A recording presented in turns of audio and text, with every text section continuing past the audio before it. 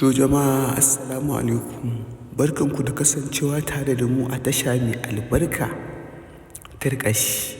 A yanzu asiri ya tono akan abin da Abba Al-Mustapha ya faɗi zai hana fim ɗin manyan mata fita. Ko menene dalilin da yasa Abba Al-Mustapha ya zo ya amai ya lashe kuma asirin nasa ya tono? Dama Bahaushe ya ce shi ramin ƙarya ƙurarre ne. Abin da suka ce za su yi Abba Al-Mustapha sun masa mugun tugu, hakan ne isa ya tabbatar da lallai ya yarda da wannan mutanen sun wuce tunaninsa. Domin jan abin da suka yi wa Abba Al-Mustapha kuma abin da Abba Al-Mustapha ya sa idadala manyan mata, ku ƙara gyara zama. To masu saurare, idan yanzu kuka shigo tasha mai albarka, ku ci gaba da yi mana subscribe, kana ku danna mana alamar ƙararrawa da zarar mun ɗora domin tasha mai albarka ta kuci.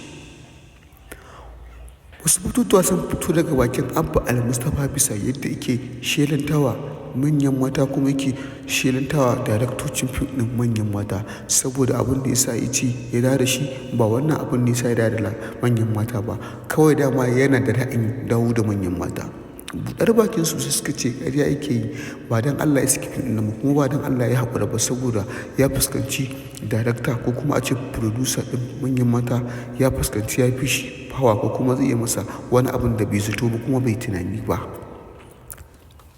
Hakan ne sa Abba Al-Mustapha jima sa suka ce wannan shi aiki da an yi amai kuma Allah shi,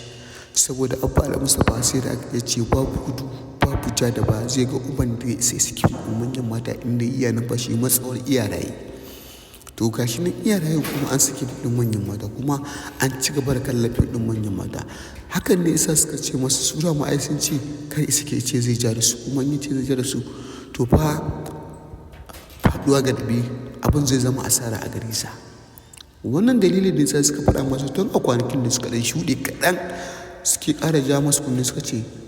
Al-Mustapha kar ka ce za ka hana fim ɗin manyan mata, sannan kuma in ka ce za ka hana fim ɗin manyan mata fita to fa kai ma za ta iya shafa ka ba iya mu za ta shafa ba. Abin da suka faɗa masu kenan manyan jigajigan fim ɗin manyan mata.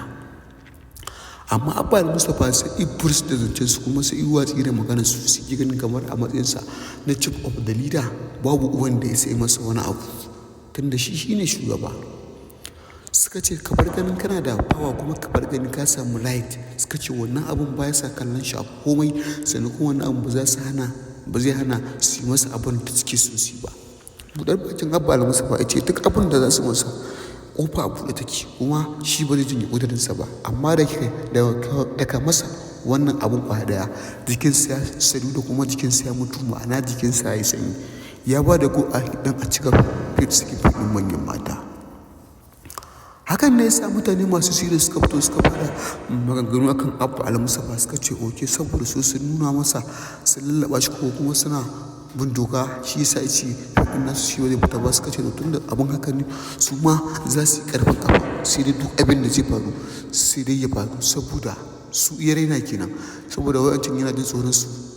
bai iya ce musu komai ba. Abba Al-Mustapha ya fito ya tsokaci mai girma kuma ya tsokaci mai zafi akan fim ɗin manyan mata, bisa yadda ake tantalbatiti a filin kuma ake shigar da bata dace ba, sannan kuma suna wasu abubuwa waɗanda ba su dace a sai an yi su ba. Shugaban tace fina-finai na Najeriya wato King of the Kannywood wato Alinu bai goyi bayan soke fim ɗin manyan mata ba tun lokacin da Abba Al-Mustapha ya fito yake faɗa masa ya kamata fim ɗin manyan mata shi ma a shiga layin da za a daƙile shi. Shugaban tace fina-finai na Najeriya Alinu ya ce tabbas gaskiya bai kamata a ce za a hana fim ɗin manyan mata ba, sannan kuma bai kamata a ce za a daƙile ba, saboda suna kawo abubuwa na ci gaba. Hakan ne yasa Alinu bai yarda da umarnin Abba Al-Mustapha, amma Abba Al-Mustapha ya ƙi.